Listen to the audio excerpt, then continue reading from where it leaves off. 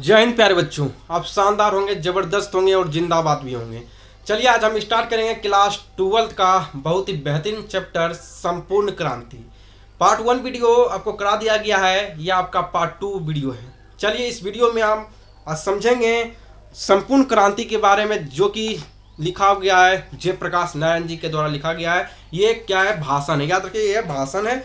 और आप page number 36 निकाल लीजिए अगर आपके पास बुक अवेलेबल है तो। अगर आपके पास बुक अवेलेबल है तो पेज नंबर 36 निकाल लीजिए। ठीक है प्यारे बच्चों, चलिए पेज नंबर 36 निकाल लीजिए और सुनते रहिए। एकदम कान में एयरफोन लगाइए और सुनते रहिए इस भाषण को, है ना। बेहतरीन भाषण है जयप्रकाश नारायण जी के द्वारा। आपके जो है आपके अंदर के रोंगटे खड़े ना हो जाए तो फिर जो है आप मुझे बोलिएगा। आपके अंदर के रोंगटे खड़े हो जाएंगे जयप्रकाश नारायण जी के भाषण जब आप सुन लीजिएगा। आज के ये जो नेता लोग जो है, और इनका जो भाषण सुनिएगा तो उतना उसमें जो है दिलचस्पी नहीं होगा। लेकिन इस जब जयप्रकाश नारायण जी का भाषण सुनिएगा तो आपके अंदर का रोंगटे खड़े हो जाएंगे। चलिए आज हम सुनाते हैं आपको जयप्रकाश नारायण जी का भाषण, समझिएगा। Chapter number 3 page number 36। बहुत दिनों से सार्वजनिक जीवन में हूँ। 1921 में जनवरी के महीने में इसी पटना कॉलेज में चलिए यहीं पे था। बहुत दिनों से सार्वजनिक जीवन में हूँ। 1921 में जनवरी के महीने में इसी पटना कॉलेज में ISSC का विद्यार्थी था। हमारे साथ हमारे निकट के साथी थे। वे सब छात्रवृत्ति पाने वाले थे। मुझे भी छात्रवृत्ति मिलती थी। सब अव्वल दर्जे के क्रीम थे उस समय के विद्यार्थी में। और हम सबने एक साथ गांधी जी के आह्वान पर असहयोग किया। करने के बाद करीब डेढ़ वर्ष यो ही मेरा जीवन बीता, चूंकि मैं साइंस का विद्यार्थी था। याद रखिएगा जयप्रकाश नारायण जी जो थे वो साइंस के विद्यार्थी थे। और असहयोग आंदोलन में महात्मा गांधी जी ने जो आंदोलन चलाया था, असहयोग आंदोलन जो चलाया था, उसी असहयोग आंदोलन में इन्होंने भी भाग लिया था। यही जयप्रकाश नारायण जी हैं जो कि असहयोग आंदोलन में भाग लिया था। याद रखिएगा। और जयप्रकाश नारायण जी जो है साइंस का स्टूडेंट है। कौन सा स्टूडेंट थे? कैसे स्टूडेंट थे? किस एस्टीमेट का स्टूडेंट थे? साइंस एस्टीमेट के। याद रखिएगा। तो राजेंद्र बाबू के सचिव या मंत्री या मित्र या जो कहिए, मथुरा बाबू उनके जमाता बाबू फूलदेव सहाय वर्मा थे। उनके पास भेज दिया गया कि फूलदेव बाबू के साथ रहो और उनके लेबोरेटरी में, उनकी प्रयोगशाला में कुछ प्रयोग करो और उनसे कुछ सीखो। महामना मदन मोहन मालवीय जी के लिए मेरे हृदय में पूजा का भाव है, परंतु हिंदू विश्वविद्यालय में दाखिल होने के लिए मैं तैयार नहीं था, क्योंकि सरकारी रुपया, सरकारी एड मदद विश्वविद्यालय को मिलती थी। स्वतंत्र नहीं था। वह पूर्ण रूप से राष्ट्रीय विद्यालय नहीं था। तो मैं किसी विद्यालय में नहीं गया। बिहार विद्यापीठ में मैंने परीक्षा दी। ISSC की पास तो करना ही था, पास कर गया। उसके बाद बचपन में जब हाई स्कूल में था, मैंने स्वामी सत्यदेव के भाषण सुने। जब ये बचपन में हाई स्कूल में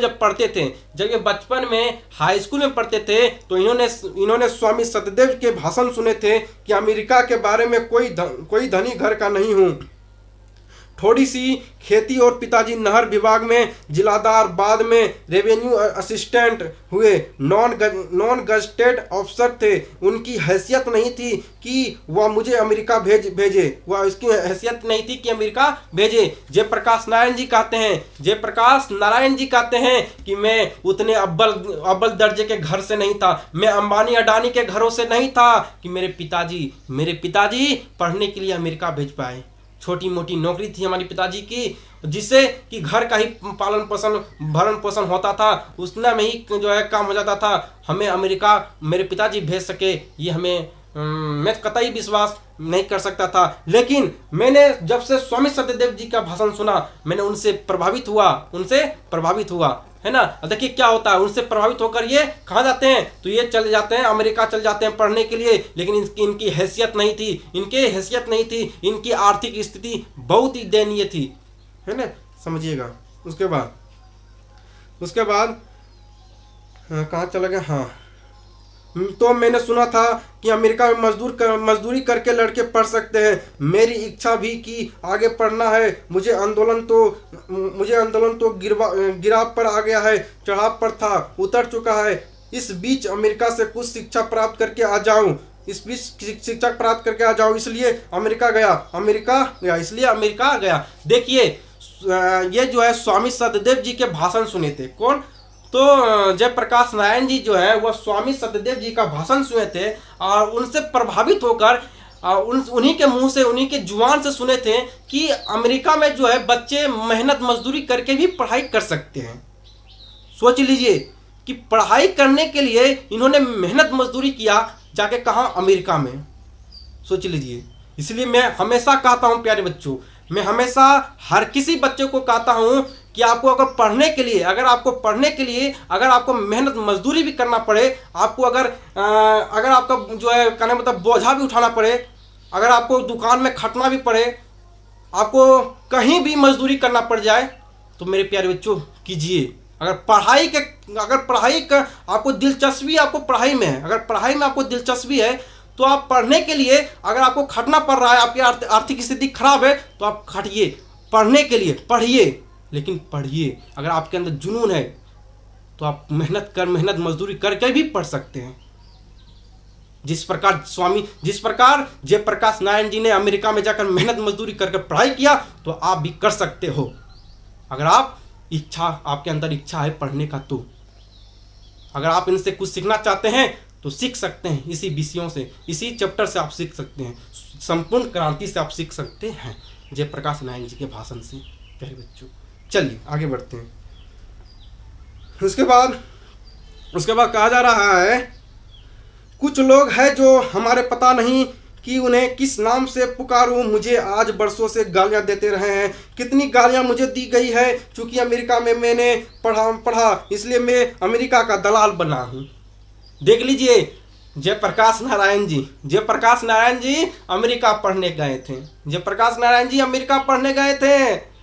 पर देखिए भारत वाले ने अमेरिका पढ़ने के लिए, जयप्रकाश नारायण जी जो है वह पढ़ने के लिए अमेरिका गए थे, लेकिन भारत वाले लोगों को देखिए, उन्होंने कहा, इन्हें क्या कहा दिया था, इन्हें जयप्रकाश नारायण जी को कहा कि ये अमेरिका का दलाल है। सोच लीजिए कि पढ़ने के लिए अमेरिका गए थे और अमेरिका का दलाल इसे कह दिया। इसलिए मैं कहता हूँ प्यारे बच्चों, दुनिया को मत देखिए कि तो आपको दुनिया वाले लोग क्या कह रहे हैं, दुनिया के लोग आपको क्या कह रहे हैं, उनका काम है कहने दीजिए।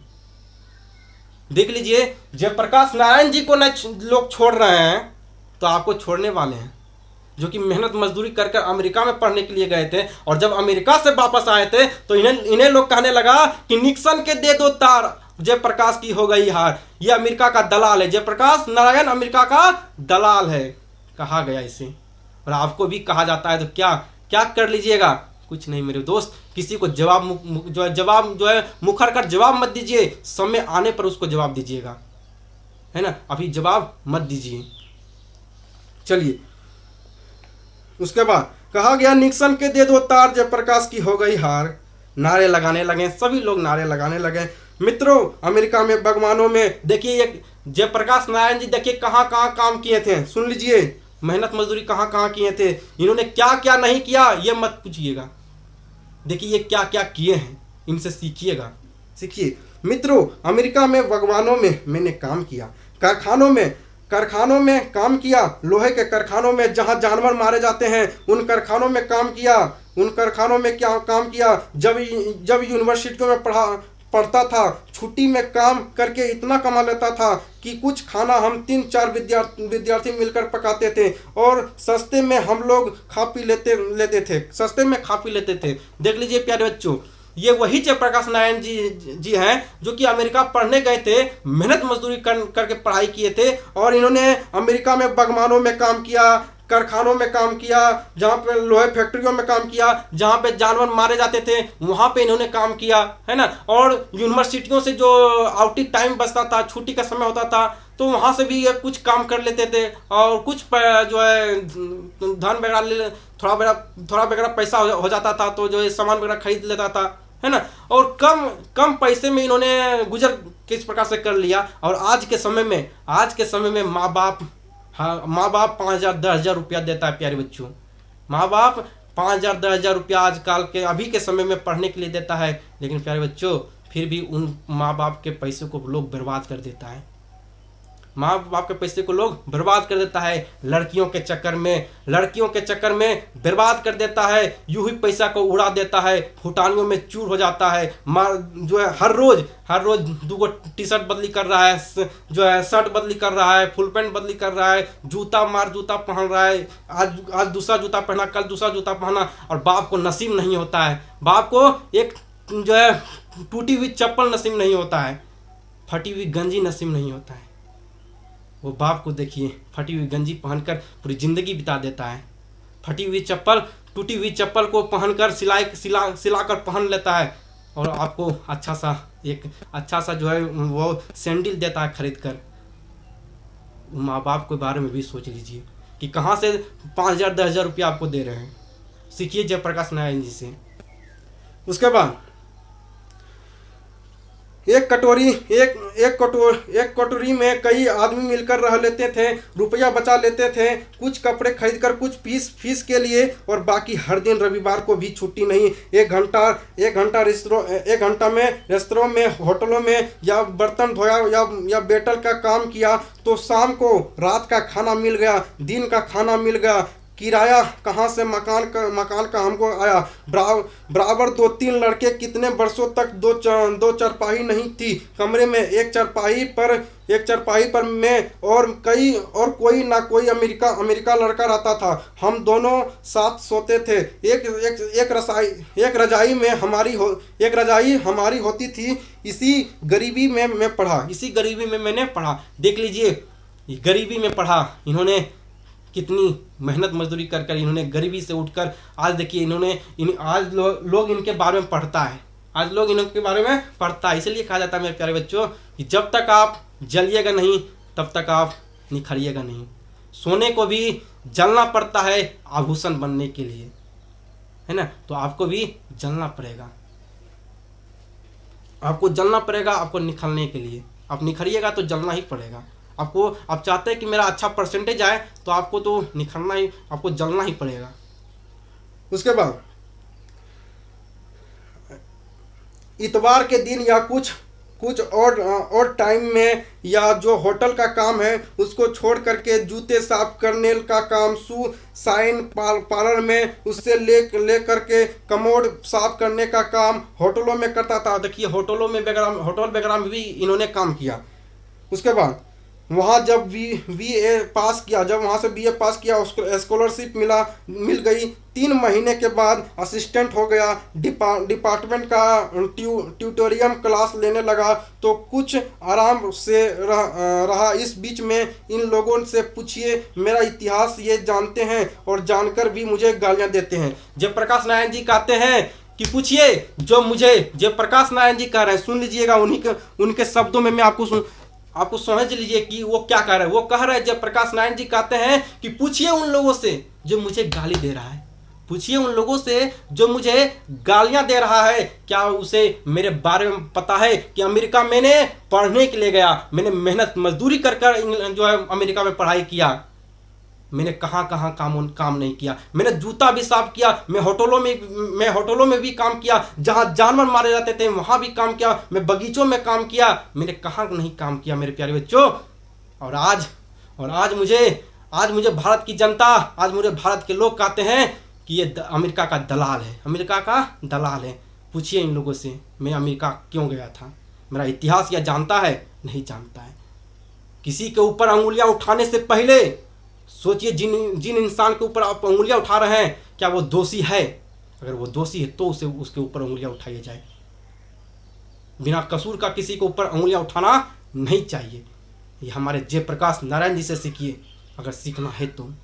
आज के नेताओं से नहीं बल्कि इन नेताओं से सीखिए, आपको बहुत चीज़ सीखने को मिलेगा। चलिए प्यारे बच्चों आगे बढ़ते हैं। उसके बाद अमेरिका में विस्कॉन्सिन में मेडिसिन में घोर कम्युनिस्ट था। वह लेनिन का ज़माना था, वह ट्रोट्स्की का ज़माना था। 1924 में लेनिन मर गए थे, याद रखिएगा। वीडियो बढ़िया चल रहा है ना प्यारे बच्चों, देख लीजिए। चलिए कंप्यूटर में से आप देखते रहिए। 1924 में याद रखिएगा, 1924 में जो है लेनिन का मृत्यु हो गया। 1924 में जो है लेनिन का मृत्यु हो गया और 1924 में मार्क्सवादी बना था। 1924 में कौन बना था? तो मार्क्सवादी बना था। जयप्रकाश नारायण जी क्या बने थे? मार्क्सवादी। याद रखिएगा 1924 में जयप्रकाश नारायण जी जो है मार्क्सवादी बने थे। क्या बने थे?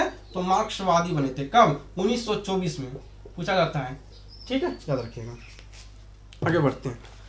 और दावे के साथ कह सकता हूं कि उस समय तक जो भी मार्क्सवाद के ग्रंथ छपे थे अंग्रेजी में हम लोगों ने पढ़ डाले थे। रात रात को रोज एक रशियन टेलर था, दर्जी था, उसके यहाँ हमारे क्लास लगते थे। और वहाँ से जब भारत लौटा था और घोर कम्युनिस्ट बनकर लौटा था। लेकिन मैं कांग्रेस में दाखिल हुआ, कम्युनिस्ट पार्टी में क्यों नहीं दाखिल हुआ? मैंने जो लेनिन से सीखा था वह यह सीखा था कि जो गुलाम देश है वहाँ के जो कम्युनिस्ट है उनको हरगिज से वहाँ की आज़ादी की लड़ाई से अपने को अलग नहीं रखना चाहिए। यद्यपि उस लड़ाई का नेतृत्व जिसको मार्क्सवादी भाषा में बुर्जुआ क्लास कहते हैं, उस क्लास के साथ मैं हो, पूंजीपतियों के साथ में उसका नेतृत्व हो। फिर भी कम्युनिस्ट पार्टी को अलग नहीं रहना चाहिए, अपने को आइसोलेट नहीं करना चाहिए। पहली बात जो मैंने नोट की है आपसे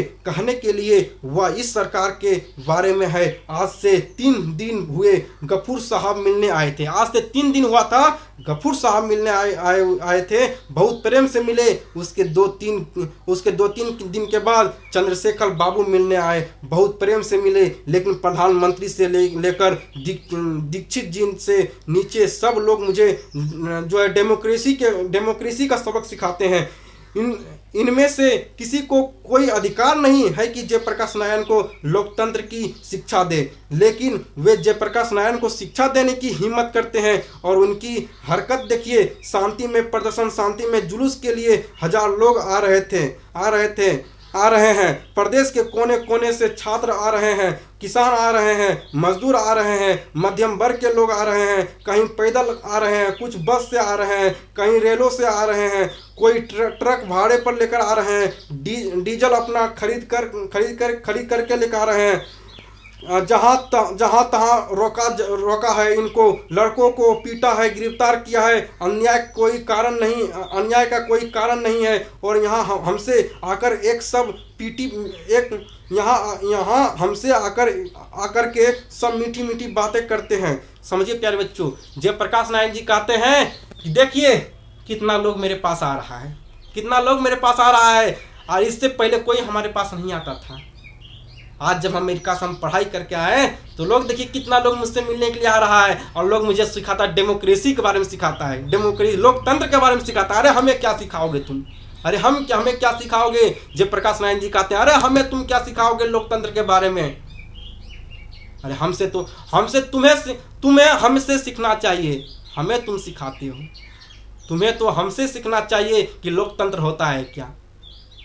और यही लोकतंत्र सिखा रहे हैं। यहाँ जुलूस में आ रहे हैं, जो है शांति में प्रदर्शन करने के लिए आ रहे हैं, दूर दूर से लोगों को देखिए, दूर दूर से लोगों को जो है प्रदेश कोने से छात्र किसान आ रहे थे, मजदूर आ रहे थे, मध्यम वर्ग लोग आ रहे थे, कुछ लोग पैदल चल के आ रहे थे, कुछ लोग बस से आ रहे थे, कुछ लोग ट्रक भाड़े पर लेकर आ रहे थे, है ना। इन सभी लोगों को कहीं नहीं कहीं पीटा ही गया। शांति में प्रदर्शन कर रहे थे, क्या इनका अधिकार नहीं है शांति में प्रदर्शन करने का? क्यों आप पीटे? क्यों इसको मार किए? क्यों उनके साथ जो है गोलीबारी चलाएं? क्यों उनके साथ जो है मारपीट किए? और मुझे आप लोकतंत्र सिखाते हैं, डेमोक्रेसी के बारे में सिखाते हैं, समझे। उसके बाद इन्होंने जीत की कि इस रास्ते में जुलूस नहीं आएगा, इसमें यह खतरा है, वह खतरा है, मुझे कोई खतरा दिखाई नहीं दिया, लेकिन जब उन्होंने कहा कि शायद जेल तोड़ने की कोशिश हो और शायद उन्हें गोली चलानी पड़े, तो मैंने कहा इसकी जिम्मेदारी मैं नहीं लेता हूँ। आंदोलन हमारा किसी दूसरे उद्देश्य से हो रहा है। बीच में यह डाइवर्सन हो जाए, रास्ता ही भटक जाए, हम लोग यह नहीं चाहते। तो चलिए जो आप कहते हैं वही मान लेता हूँ। तो ये बिगड़े भी होंगे छात्र लोग, उधर से जाना था, आप इधर से क्यों आए? हालांकि वे उन लड़कों को ले आए और एक दूसरी बिल्डिंग में खड़ा करके, जो लड़के हमारी छात्र संघर्ष समिति के वहाँ जेल में हैं, उनकी जुलूस दिखाने के लिए ले आए। मैं नहीं जानता हूँ कि अंग्रेजी सरकार के ज़माने में भी इस प्रकार का व्यवहार कभी हुआ हो। लोग रेलों से उतार दिए गए, बसों से उतार दिए गए, टिकट था उनके पास, बेटिकट लोग थे उनको उतार दिए, बेटिकट लोग थे उनको उतार दिया अलग। मुजफ्फरपुर की रिपोर्ट आपसे खबरों में पढ़ी होगी। सारे डिवीजन में क्या क्या नहीं हुआ। शर्म नहीं आती इन लोगों को? डेमोक्रेसी की बात करते हैं। लोकतंत्र में, डेमोक्रेसी में जनता को अधिकार नहीं है कि वह जहां भी चाहे शांतिपूर्ण सभा करे, अपनी जहां भी चाहे शांति में प्रदर्शन करे। वे राज्यपाल के यहाँ जाना हुआ तो लाखों की तादाद में जाए, असेंबली के सामने जाए, उनको पूरा अधिकार है। हिंसा करे कोई तो दूसरी बात है। ये देखिए ये जो जयप्रकाश नारायण जी कहते हैं कि जो लोग मुझे डेमोक्रेसी के बारे में सिखाते हैं, जो लोग मुझे लोकतंत्र के बारे में सिखाने के लिए आए थे, क्या मैं उन्हीं से पूछना चाहता हूं कि शांति में प्रदर्शन करने का अधिकार नहीं है? जब आप कहते हो कि अधिकार शांति में प्रदर्शन करने का अधिकार है, तो क्यों उन लोगों के ऊपर लाठियां चलाए थे आप? क्यों उन किसानों के ऊपर लाठियां चलाए थे? क्यों उन छात्रों के ऊपर लाठियां चलाए थे? क्यों उस मजदूर लड़कों के ऊपर जो है आप गोलियां चलाए थे? क्यों आप जो है बस से आ रहे, ट्रक से आ रहे, पैदल चल के आ रहे, उन लोगों के साथ आप जो है इतना अत्याचार क्यों किए? क्योंकि उन लोगों ने शांति में प्रदर्शन कर रहे थे, इसलिए आपने ऐसा किया। और आप ही मुझे डेमोक्रेसी के बारे में सिखाने आते हैं, लोकतंत्र के बारे में सिखाने आते हैं। अरे पहले आपको तो सीखना चाहिए लोकतंत्र के बारे में, डेमोक्रेसी के बारे में, तो आप मुझे सिखाइएगा। आपको जयप्रकाश नारायण जी को सिखाने का अधिकार नहीं है। प्यारे बच्चों, मिलते हैं फिर नेक्स्ट वीडियो में। तब तक के लिए बाय बाय। जय हिंद, जय भारत।